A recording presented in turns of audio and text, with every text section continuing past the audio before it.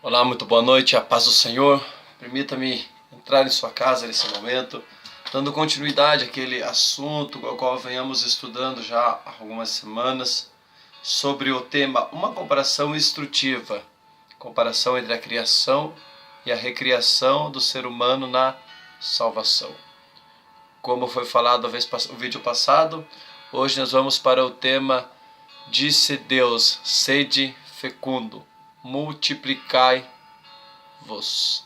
Glória a Deus. Então, se você quiser, abre a tua Bíblia, pega a tua Bíblia na tua mão, toma lá a tua Bíblia em tuas mãos, abre no capítulo de Gênesis, capítulo de número 1, e o versículo 28, que nos diz assim: E Deus os abençoou, e Deus lhe disse: frutificai e multiplicai-vos, e enchei a terra, sujeitai-a e dominai-a sobre os peixes do mar e sobre as aves dos céus, e sobre todo o animal que se move sobre a terra.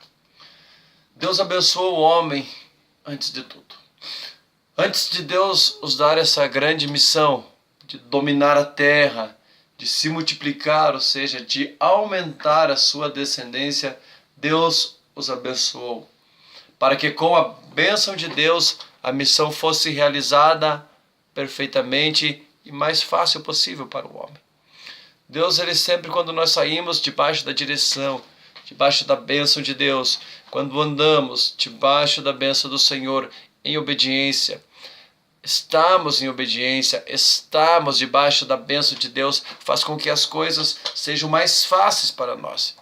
O que muitas pessoas às vezes sofrem, quebram a cabeça, é porque estão fora da bênção do Senhor, estão fora da direção de Deus. E todas as vezes que você toma uma decisão, seja qual for ela, sem a direção de Deus, as consequências podem ser grandes para a sua vida. Então nós entendemos que antes de tudo Deus abençoou. Antes de Deus dar a missão, Deus os abençoou. É como se Deus estivesse falando assim: eu os abençoo. Vão e façam e terão sucesso na missão que vocês irão executar, porque a minha bênção está sobre vocês.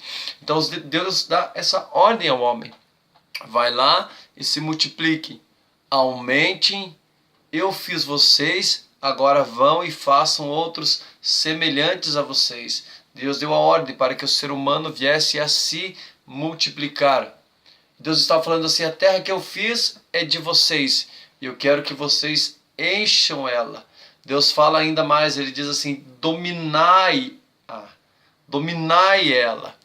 Era normal que Adão tivesse dificuldades, porém Deus o anima dizendo: sujeitai-a, ela é sua, domine, ela é sua.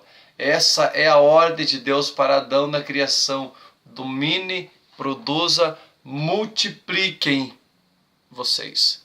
Então Deus abençoou e deu essa ordem ao homem para que o homem se multiplicasse. Essa ordem veio na criação. Agora vamos entender o novo homem na recriação através da salvação que nós temos em Jesus Cristo. Se você quiser abrir a sua Bíblia Sagrada comigo no livro de Gálatas, capítulo de número 5, e o versículo 22 e 23, eu vou abrir também a Bíblia Sagrada junto com vocês aqui.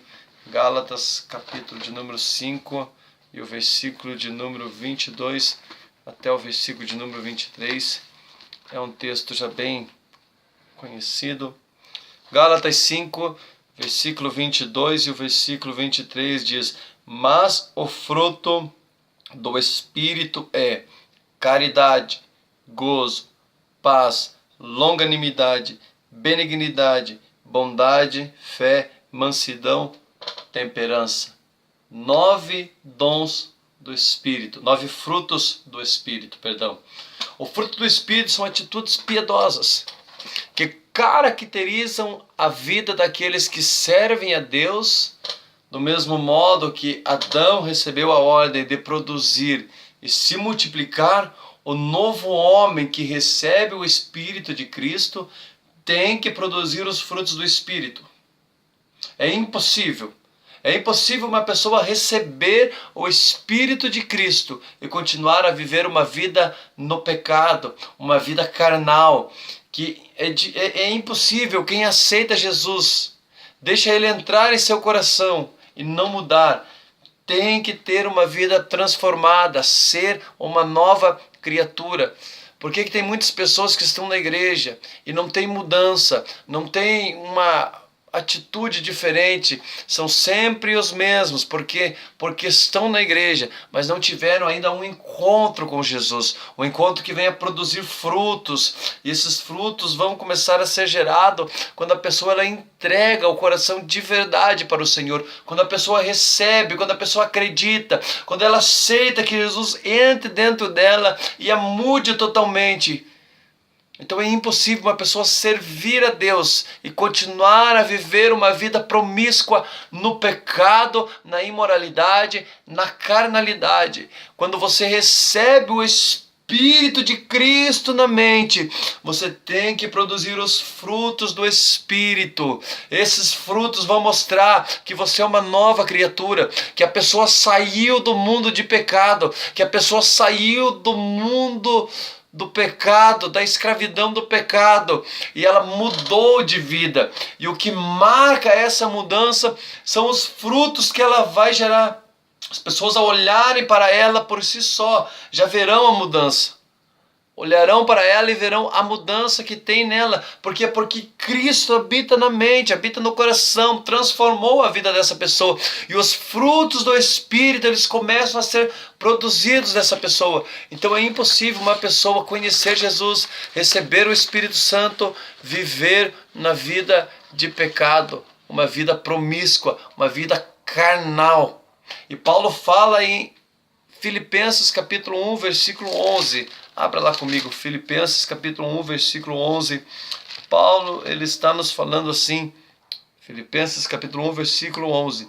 Cheios de frutos de justiça, que são por Jesus Cristo, para a glória e louvor de Deus. Olha, presta bem atenção nesse versículo. Cheios de frutos de justiça, ou seja, uma pessoa que recebe a Cristo, ela já tem que produzir um dos frutos que é justiça, tem que ser uma pessoa justa, tem que ver as coisas e ser uma pessoa justa, tem que ser uma pessoa mudada, uma pessoa que ame a justiça, uma pessoa que viva na prática da justiça, que não viva no engano, que não viva dando golpe nos outros, que não viva dando calote nos outros, mas uma pessoa que viva na justiça de Deus, debaixo da palavra do Senhor. Paulo está falando assim, cheios de fruto de justiça, que são por Jesus Cristo, para a glória e louvor de Deus. Então Paulo está nos falando que temos que produzir frutos de justiça, ou fruto da justiça. Sermos justos para com Deus e com os homens, como o próprio Jesus nos falou em João capítulo 15 e o versículo do 1 ao 5. Se você quiser abrir, abra. Nesse texto nós entenderemos um pouquinho melhor a respeito desse tema que nós estamos falando. João capítulo 15 e o versículo de número 1 até o 5. Olha o que Jesus disse. Eu sou a videira verdadeira. Meu Pai é o lavrador. Toda vara em mim que não dá fruto, ou seja, que não produz os frutos, são pessoas que estão, mas não produzem os frutos. Jesus disse assim, atira e limpa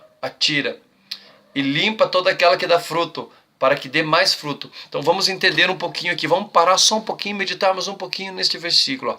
Toda vara em mim, que não dá fruto, atira, ou seja, é arrancada fora. E limpa toda aquela que dá fruto, para que dê mais frutos. Quando você começa a produzir os frutos do Espírito de verdade, o Senhor, Ele te limpa, para que você produza cada vez mais.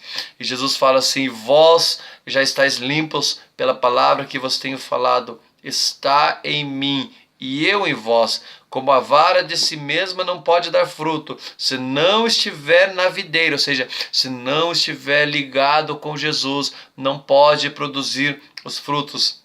Assim também vós, se não estiveres em mim.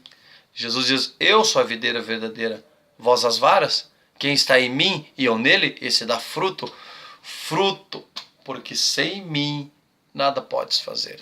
Então por isso Paulo está falando, mediante Jesus Cristo, porque Ele é a oliveira verdadeira. Nós somos só os ramos, mas o ramo tem que produzir os frutos de acordo com a árvore. Então, se estamos ligados em Cristo, temos que produzir os frutos do Espírito de Cristo. É a ordem de Jesus para o novo homem. Produza frutos, para que através de você e dos frutos, outros acheguem até Deus. Então, temos que produzir os frutos do Espírito Santo. Muitas vezes queremos pregar por palavras, queremos subir no púlpito e pregar e ganhar almas, mas às vezes não sempre, a maior pregação do crente é o testemunho. Que frutos você tem produzido? Medite nessa palavra. Que Deus abençoe. Até o próximo estudo. O próximo será Façamos o Homem.